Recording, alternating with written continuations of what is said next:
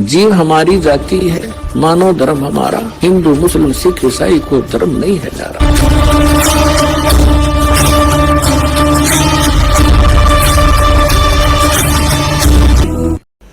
अब जैसे पुण्यात्माओं ये त्योहार मनाए जाते हैं, एक भक्त कह रहा था, एक नहीं बहुत से ऐसे भक्त में मिलते हैं, एक दो याद रह जाता है। उसने बताया था जब दीक्षा लेने आए किसी भक्त के माध्यम से साथ आए वो, उन्होंने बताया जी हमने आज 10 वर्ष हो गए कोई त्योहार नहीं मना लिया। कारण क्या है कि कभी तो हमारा एक 5-4 मेरे चाचा ताऊ 5-6 भाई थे, उनमें कभी तो किसी की मृत्यु हो जाती है, किसी खास जवान की, कोई बहन विधवा हो जाती है या घर का सदस्य मर जाता है। हमने 10 वर्ष हो गए कोई त्योहार नहीं बना लिया। तो पुण्यात्माओं अब वो त्योहार क्यों नहीं मना रहे? और जिनके या बिजली ना गिरी है वो नाचें गाँव बकवाद करें, खाक त्योहार। यहाँ पर तो परमात्मा कहते हैं कि यदि आपको समर्थ की शरण मिल गई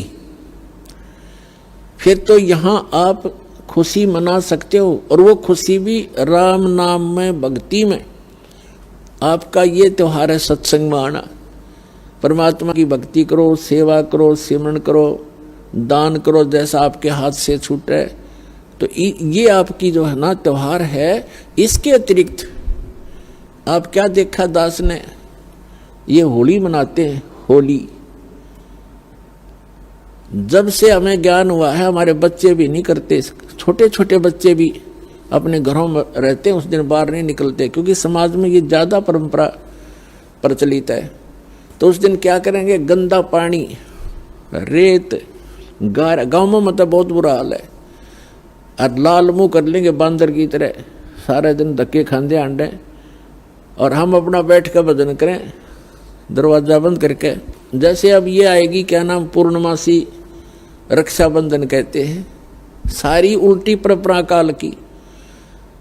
एक बहन बता रही थी जब दीक्षा ली उसने, और ये उसको ये सब मर्यादाएं बताएगी, सत्संग सुनाए जाते हैं। पहले थोड़ी संगत थी, 100, 200, 400 भक्त आ जाते थे, बैठ जाते थे, सब अब अपनी सुनाया करते थे मेरे पास बैठ के। तो एक बहन कह रही थी जी आप, पहली बार तो मैंने दुख हुआ था इस बात का जब ये सुना कि भाई रक्षाबंधन भी भाई का नहीं बांधना है। तो अब मुझे पता चला कि मैं रक्षाबंधन वाले दिन अपने भाई के रक्षा बांधने के लिए गई थी, रक्षाबंधन राखी बांधन खातिर गई थी, और मेरा भाई किसी कामवश मोटरसाइकिल पर गया हुआ था और उसकी इंतजार कर रही थी। अब क्या हुआ कि शाम के समय दुर्घटनाग्रस्त हो गया मेरा भाई, मृत्यु होगी, और उसका शव आया। ओए होए। अब पुण्यात्माओं हम रक्षाबंधन किस लिए बांधते हैं भाई के, बहन, कि हमारी रक्षा करे। अब जब वो अपनी ही रक्षा नहीं कर सके, अब बहन की रक्षा कहां से कर देगा? जो रक्षा करने वाला है परमात्मा का रक्षाबंधन बांधो, और उसका रक्षाबंधन है पुण्यात्माओं, उसका नाम लो, उसकी शरण में आ जाओ। भाई की भी रक्षा और बहन की भी रक्षा, बच्चों की भी रक्षा, अपनी भी रक्षा, पति पत्नी की भी रक्षा। तो हम भूल चुके हैं इन परंपराओं में, परमात्मा को भूल गए और अपने ही इस मकड़ी वाले जाल में फंस कर जीवन नाश कर जाते हैं। तो पुण्यात्माओं इन परंपराओं से हमने वापस होना पड़ेगा और उसी मार्ग पर आए। हम जैसे सफ़र कर रहे हैं तो सफ़र के अंदर ज़्यादा सामान लेकर के नहीं चला जा सकता। तो ये जितनी परंपराएं हैं ये हमने लाद रखी है बेमतलब की, इनसे हल्का होकर ही हम इस सफ़र पर सफल होंगे और इनको हटाना होगा। अब आप देखते हो कोई भी त्योहार है, 2 किलो मिठाई लेके कोई इधर भाग रहा है, कोई इधर भाग रहा है, और एक परंपरा बना दी कि इतना सामान तो उस दिन लेके जाना पड़ेगा।